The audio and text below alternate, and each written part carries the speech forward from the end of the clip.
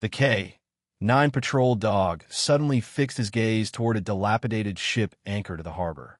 His handler understood the cue, and together they approached the vessel.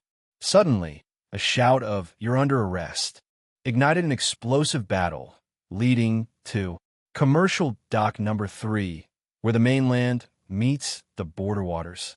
Always wore a gray cloak of isolation and obscurity. Late that afternoon, the air grew heavy with the smell of brine, dead fish, and stale engine oil. Early fog began to creep along the water's surface, swallowing the dim floodlights. Officer Elias, 35, walked along the damp pier, his heavy leather boots creating a monotonous thudding sound. He belonged to the Marine Police and Border Protection Force, a special unit tasked with controlling this complex sector. He was a tall man with a rugged face, his eyes holding the high alert of someone who had witnessed too many dark truths unfolding on this boundary line. Beside Elias was Rex, a magnificent German Shepherd K9. Rex wasn't just a K9. Rex was a legend in the unit. With nearly 40 kilograms of pure muscle and a majestic black and tan coat, Rex moved with absolute confidence. He was trained to detect narcotics, explosives, and track criminals, but his instincts went far beyond any training drills. Rex possessed a sixth sense for human instability and fear. "Routine patrol, Rex," Elias said, loud enough for the dog to hear. "Things seem a little too quiet." Rex responded with a gentle nudge against Elias's thigh, his nose constantly working the damp air. Usually, this dock would smell of the adrenaline of rushing workers or the nervous excitement of illegal immigrants. But today, the air was too still. They passed the mooring area for smaller vessels. Rex suddenly changed his rhythm. The dog stopped dead, for legs planting firmly on the rotting wood of the dock. His ears pricked up, unwavering, and his breathing became slower, more deliberate. Elias immediately sensed the shift. This wasn't a reaction to the scent of common drugs. "What is it, buddy?" Elias lowered his voice, his hand tightening slightly on the leash. Rex's gaze was locked onto an old fishing boat named the Black Seagull, moored at the edge of the pier.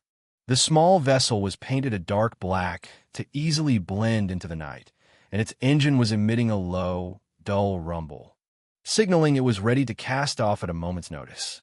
Rex let out a low hiss through his teeth, not a growl, but a signal of tension. His face was taut. The dog was trying to analyze a suppressed scent. Beneath the layers of oil and fish, there was a faint, sharp scent that Elias knew well, the smell of sheer terror. At that moment, Elias saw clearly what was happening on the deck of the Black Seagull. A large, burly man with a face full of thick beard and small, shifty eyes was standing by the cabin. It was Viktor, a figure known in border security files by the nickname the Captain, a man who specialized in arranging dangerous illegal crossings. Viktor was standing there, his hand resting on a little girl. Elara, 8 years old, with black hair tied back neatly and a thick jacket, looked tiny and lost amidst the rough dock environment. She kept her head down, not looking up, her shoulders trembling slightly. Beside them was an older woman with a haggard face and empty eyes. "His passengers," Elias muttered, "or victims?" Elias decided to act. He loosened the leash, allowing Rex to step forward, creating an intimidating presence.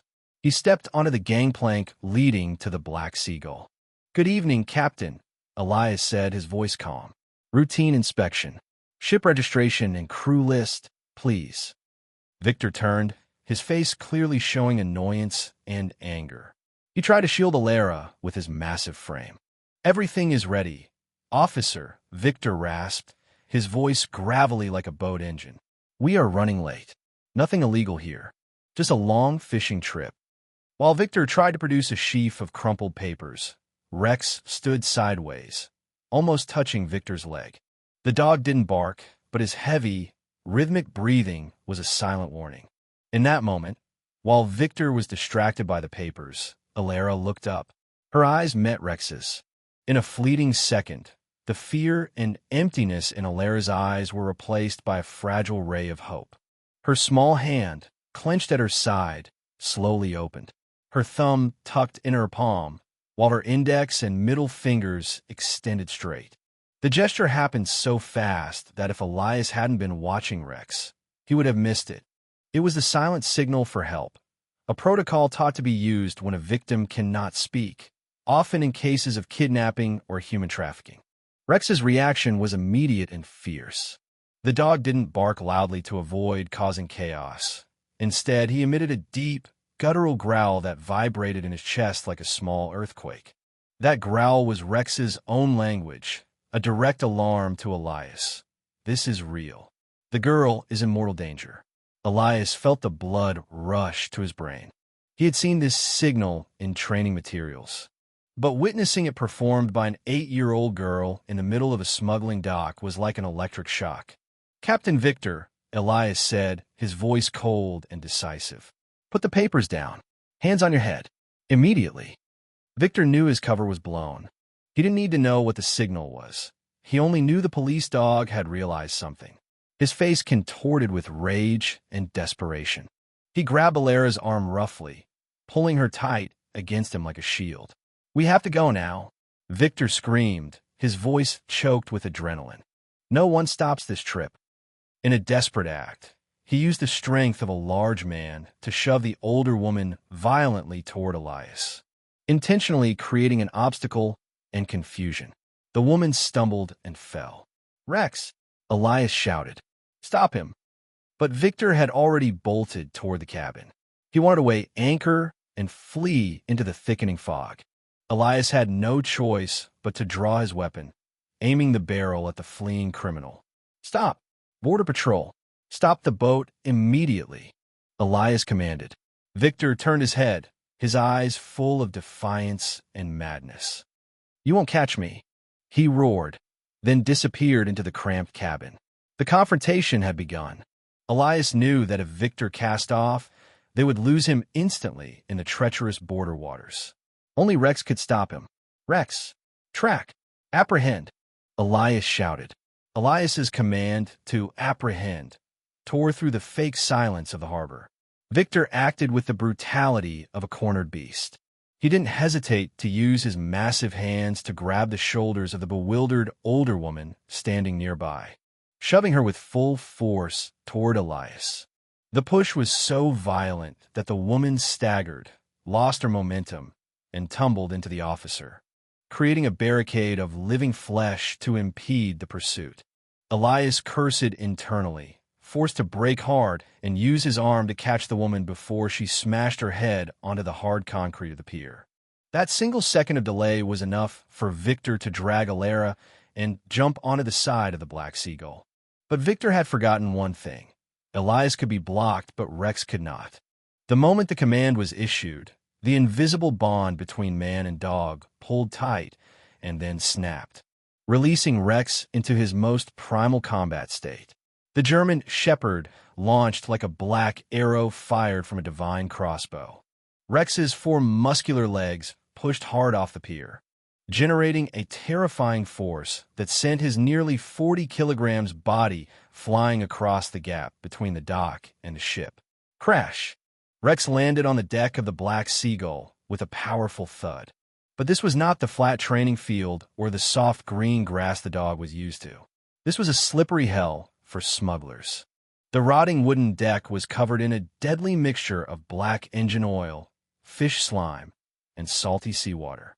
As soon as his claws touched the deck, Rex slid, but the superb balance instinct of a hunting dog helped him lower his center of gravity immediately, digging his claws into the cracked wood to regain traction. In front of Rex lay a maze of obstacles. Coils of rope as thick as pythons lay scattered. Plastic crates containing stinking fish were stacked high, and tattered fishing nets were strung up like spiderwebs. Viktor, now dragging Elara toward the control cabin, turned back to look. He saw the black shadow of Rex charging, not running, but gliding over the obstacles. Rex leaped over a pile of nets, ducked under a rusty crane arm, and bounded over rolling barrels. The dog's phenomenal speed turned the 15-meter distance on the deck to 0 in just a few heartbeats. The sound of claws tearing at the wood rang out, scratching and scraping, mingling with a growl that grew louder, sounding like thunder rolling from his chest. "Damn it! Get back!" Viktor screamed. He knew he wouldn't make it into the cabin to start the engine before that four-legged monster tore him apart. In utter desperation, Viktor let go of Elara with one hand, reached into his belt, and pulled out a cold weapon, a specialized fish filleting knife. The blade was over 20 centimeters long, thin, curved, and sharp enough to separate meat from bone with a single light stroke. The steel glinted under the dim, high-pressure lights of the harbor, carrying a chilling aura of death. Rex braked, stopping just 2 meters from Viktor. The dog didn't charge him blindly. Experience in confronting armed criminals caused Rex to lower his center of gravity, his eyes locking onto the hand holding the knife, bearing white fangs and barking rapid, sharp volleys to intimidate. But Viktor wasn't a petty thief afraid of a barking dog. He was a ruthless human trafficker. He jerked Elara in front of him, using her small body as a human shield. "Back off! I swear I'll cut her throat." Viktor roared, spittle flying from his mouth, the knife waving wildly in front of Elara's chest. Rex froze. The supreme command in the dog's mind was protect. He couldn't attack if the hostage was within striking range.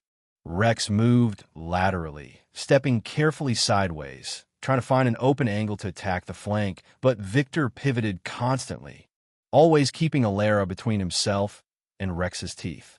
Elias had just jumped onto the ship, his gun drawn, but he didn't dare shoot. The target was moving too fast, and Elara was too small. "Viktor, drop the knife. You have nowhere to run," Elias shouted, his voice straining with tension. Elara, clamped tight in Viktor's sweaty, foul-smelling arm, felt the cold blade pressing against her neck. She trembled, tears welling up. But through her tears, she saw Rex. The dog wasn't looking at Elias, nor at the knife. He was looking straight into her eyes. A gaze that was steadfast, fiery, and encouraging. "I have to do something. He can't get close if I just stand still like this." That thought flashed through Elara's mind, stronger than her fear. She remembered what she had seen online, what Rex had done to respond to her signal. This was no longer the time to signal. This was the time to fight. While Viktor was busy screaming threats at Elias and glancing at Rex, he neglected his own feet. Elara took a deep breath, putting her entire body weight and hatred into her right leg. She lifted her foot and stomped down hard. Her hard rubber shoe sole slammed directly onto Viktor's shin, right on the sensitive tibia bone. The stomp wasn't strong enough to knock out an adult, but it was painful and unexpected enough to make Viktor howl. A natural reflex, causing him to pull his leg up and loosen the arm, choking Elara. "Yeah, you little brat." Viktor's knife hand dropped for 1/10 of a second due to the loss of balance. The human shield was exposed. That was all Rex needed. Without waiting for Elias's command, Rex launched himself into the air. The dog's body stretched out into a perfect line of power and aerodynamics. Rex's target was Viktor's right arm, holding the knife. But Viktor, though in pain, was seasoned in bloody brawls. The survival instinct of a cornered beast kicked in. He didn't try to run anymore. He decided to eliminate the threat. Seeing the black shadow flying toward him, instead of blocking, Viktor twisted his wrist, swinging the fillet knife in a deadly arc, aiming straight for Rex's soft underbelly exposed in midair. "No!" Elias screamed, rushing forward. Time seemed to freeze. Rex, with superior reflexes, recognized the steel glint flashing toward him. The dog twisted his body in midair, trying to avoid the fatal slash to his stomach. But the distance was too close. Thwack! A terrible, wet sound echoed as the razor-sharp blade tore through skin and buried itself deep into Rex's right flank, just near the ribcage. Bright red blood immediately sprayed out, staining his jet-black fur. Agonizing pain tore along Rex's spine. By rights, any creature suffering such a wound would curl up, give in, and fall. But Rex was a Malinois German shepherd mix. The blood of those who never retreat flowed in his veins. Instead of whimpering and quitting, the pain triggered a frenzy of rage in Rex. The dog roared, a sound of pain but full of power without slowing down. The impact of the nearly 40 kilograms body slammed into Viktor's chest like a sledgehammer. And then Rex's famous jaws, his most terrifying weapon, clamped down. Bite! Rex locked onto Viktor's forearm, holding the knife. The bite force of hundreds of pounds crushed the thick leather jacket, piercing flesh and reaching bone. Ay! Viktor screamed, a wretched sound echoing across the harbor. The fillet knife fell from his paralyzed hand, clattering onto the deck. Although blood from the flank wound was gushing out, Rex did not let go. The dog used all four legs to grip the slippery deck, shaking his head violently from side to side, creating terrifying jerks that rendered Viktor completely incapable of resisting. Rex dragged Viktor sideways, slamming his back hard against the metal cabin wall. Rex's blood and Viktor's blood mingled on the dark deck. Elias rushed in like a storm. He could no longer maintain the composure of an officer. He saw his partner's blood. Rage flared in his eyes. Elias rammed his shoulder into Viktor, pinning him to the deck. Get down. Face down. Elias roared, his knee pressing hard onto Viktor's neck, his hands quickly twisting the criminal's remaining arm behind his back. The sound of handcuffs clicking signaled the cold, decisive lockdown of Viktor's freedom. Rex! Out! Let go! Elias commanded, his voice breaking with emotion. Rex, though panting, his eyes blurring from blood loss, hesitated for a second before releasing Viktor's mangled arm. The dog stepped back, swaying, blood dripping drip onto the deck, forming a frighteningly large puddle. But he still stood there, blocking the space between Elara and the criminal, letting out a weak bark to assert his dominance. Support officers from the Coast Guard finally stormed the ship, footsteps thundering. Two rushed to help Elias hold Viktor, while another ran toward Elara to move her away. It seemed like everything was over. Viktor was cuffed, kneeling slumped on the floor, exhaling heavy breaths full of hatred. But the madness of a loser is the most unpredictable thing. As Viktor was hauled upright by two officers, his eyes met Rex's. He saw the gaping wound on the dog's flank, saw the blood flowing, and saw Rex's hind legs trembling. He realized this very animal had stripped him of a massive fortune and his freedom. Hatred exploded, overriding reason. You damn dog! Viktor roared, gathering all remaining muscle strength. He jerked his shoulders violently, a sudden and violent motion that caused an officer holding his arm to lose footing on the oil slick. His left side was momentarily loosened. Taking advantage of that chaotic moment, Viktor spun, lashing out with his right leg. He was wearing heavy steel-toed work boots, and his target was not Elias, but Rex's open wound. No! Elias shouted, reaching out, but it was too late. Bam! The vicious kick landed. The steel toe smashed directly into Rex's chest, right next to the stab wound. It was a fatal blow added to an already severely damaged body. Rex couldn't dodge. The dog was flung away like a rag doll, his body slamming into the cold metal wall of the ship's cabin with a heavy thud that made everyone shudder. Rex fell to the deck. He tried to stand up by instinct, claws scratching at the slippery wood, but his strength had abandoned him.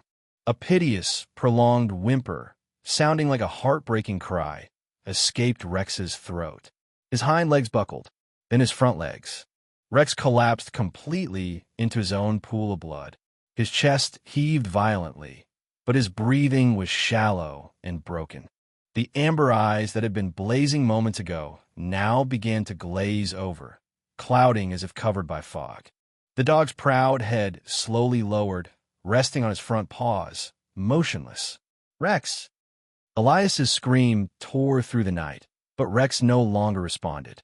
Around them, the sirens of police cars and the sound of waves hitting the hull seemed to fade away, giving way to a terrifying silence that enveloped the fallen hero.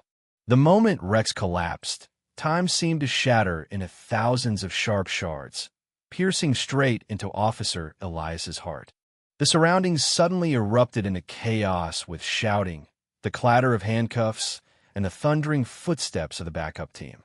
But Elias heard none of it. His world shrank down to the size of his four-legged friend lying motionless in a pool of blood, mixed with black engine oil on the cold deck. "Rex! No, no, no. Don't do this to me, Rex." Elias dropped to his knees, slamming hard onto the wooden deck, but he felt no pain. His hands, usually so steady with a gun, shook violently as he tore open the tactical medical kit at his waist. Blood. There was too much blood. The knife wound on the flank was gaping, exposing white ribs, and Viktor's vicious kick to the chest seemed to have damaged the lungs. Every breath Rex took was now a wet, labored rasp, with pink froth bubbling at the corner of his mouth. "Hang in there, buddy. Hang in there." Elias's voice cracked, choking like a sob. He pressed a hemostatic gauze pad firmly into the open wound. Rex gave a faint, weak twitch from the pain, but his amber eyes, once fiery, were now half-closed, staring sluggishly into the void. The light of life was draining away, replaced by the gray fog of death. "Medical team. I need a medical team immediately. Officer down. K9 down." Elias screamed into his radio, a heart-rending cry that echoed across the harbor, drowning out the sound of the waves. On the other side of the deck, Elara had just been helped out of the danger zone by a policewoman. The girl was trembling, her face smeared with tears and dirt. But when she heard Elias's scream, when she saw the pool of bright red blood spreading beneath Rex's massive body, an invisible strength surged within her tiny frame. Elara tore herself away from the policewoman's grip. "No, I'm not going. He's hurt." She bolted, her small legs stumbling on the slippery deck, weaving through the officers processing the scene. No one had the heart to stop her. Elara rushed to Elias's side, and upon seeing Rex's horrific injury up close, she froze, covering her mouth with both hands to stifle a choked sob. "It's my fault," Elara whispered, her voice shattering in the cold sea breeze. She knelt right beside the pool of blood, not caring that her faded jeans were being stained red. "It's my fault. I signaled. If I hadn't signaled, he wouldn't have rushed in." Elias looked up, sweat and blood mingling on his forehead. He saw the terrible guilt in the child's eyes. Even though his heart was breaking, he knew he couldn't let her carry this burden. "No, Elara," Elias said, his voice deep and raspy but firm, his hand still pressing tight on Rex's wound. "It's not your fault. Rex chose to do this. He is a warrior. He chose to protect you." "But he's dying," Elara sobbed, tears falling freely onto Rex's matted, bloody fur. Sirens tore through the night. The specialized emergency K9 rescue unit had arrived. Blue and red strobe lights spun wildly, casting ghostly patches of color onto the deck. 3 paramedics rushed onto the ship with a stretcher and specialized medical bags. "Move back. Give us space," a medic shouted, approaching quickly. They worked at breakneck speed. An oxygen mask was placed over Rex's muzzle, and an four-line was inserted straight into a vein in his front leg to replenish lost fluids. Elias was pushed back slightly to make room, but his hand kept a tight grip on Rex's hind leg, like an anchor holding his friend to the mortal world. Elara refused to back away. She made herself small, pressing against the ship's rail, her large, tear-filled eyes glued to Rex's closed face. "Please," she whispered, her small, trembling hand reaching out to rest gently on the top of Rex's head, between his ears. The warmth from her hand seemed to transmit through the cold fur. Heroes aren't allowed to die. Please, Rex. I am sorry." Thank you for hearing me." Her whispered words, tiny and fragile like a candle in the wind, seemed to reach somewhere deep within Rex's subconscious, a place where painkillers and the shock of blood loss couldn't reach. To the amazement of the medic bandaging the chest, Rex shuddered slightly. His amber eyes slowly opened. No longer sharp as when hunting, they were now covered in a hazy film of pain, but their focus slowly adjusted, searching, and he found Elara. Rex looked at the girl, a gaze that was deep, quiet, and full of understanding. No blam, no anger. And then, a tiny miracle occurred amidst the death-scented harbor. The large, bushy tail of the German shepherd, which had been lying motionless on the wooden floor, suddenly twitched. Thump! One beat. Weak, barely lifting before falling back to the floor, but the sound rang in Elias and Elara's ears like a clap of thunder, offering hope. Thump! Thump! Two more beats. Very light, very soft, as if Rex was pouring all his remaining vitality into sending a message. The dog wanted to tell the crying girl, "I'm okay. Don't cry. Mission accomplished." He's wagging his tail. Elara cried out through her tears, her smile distorted by emotion. "Officer Elias. He's wagging his tail at me." Elias bit his lip to stop a sob, nodding continuously. "That's right. He's a stubborn guy. He's telling you he's still okay. We need to move now. Pulse is very weak." The lead medic ordered. 1, 2, 3, lift. They hoisted Rex onto the stretcher. The dog's massive body sagged, but his eyes tried to stay open a slit, looking toward Elias and Elara until obscured by the securing straps. The group rushed down the gangplank. Elias ran alongside the stretcher, his hand never leaving the side rail. A female social worker approached, gently draping a thermal blanket over Elara's shoulders and guiding her toward a separate ambulance for humans. "Let's go, dear. We need to get you checked out," the woman said softly. Elara walked passively, but when she reached the rear doors of the ambulance, she stopped abruptly. The stretcher carrying Rex was being loaded onto the specialized vehicle about 20 meters away. The doors were about to close. Elara turned around, standing straight amidst the sea breeze blowing her messy hair. The harbor floodlights cast her small shadow long against the ground. She took a deep breath, looking straight at the vehicle carrying Rex, where Elias was preparing to climb in with his friend. Slowly, she raised her right hand in front of her chest. It was not a normal wave goodbye. Elara tucked her thumb into her palm, then slowly folded her 4 remaining fingers over the thumb. A small, resolute fist. Then, she opened her hand wide, and did it again. The silent signal for help. But this time, in the safety of the space, surrounded by the protection of the police, the signal no longer meant "save me." In Elara's shining eyes, the gesture had transformed. It was a connection. It was an affirmation. "We survived. I will never forget you. Thank you for listening to my silent voice." Elias, standing at the back of the ambulance, saw the gesture through the drizzling rain that had begun to fall. He raised his hand, placed it over his left chest, and nodded at the girl. "A soldier's promise. We will always be here." The doors closed. The 2 vehicles blared their sirens, parting the sea of people and speeding off in different directions, carrying the night's 2 warriors toward recovery. The waiting room of the Central Veterinary Hospital was suffocatingly quiet. The smell of cold antiseptic couldn't mask the scent of blood still clinging to Elias's clothes. 6 hours had passed since the operating room light turned on.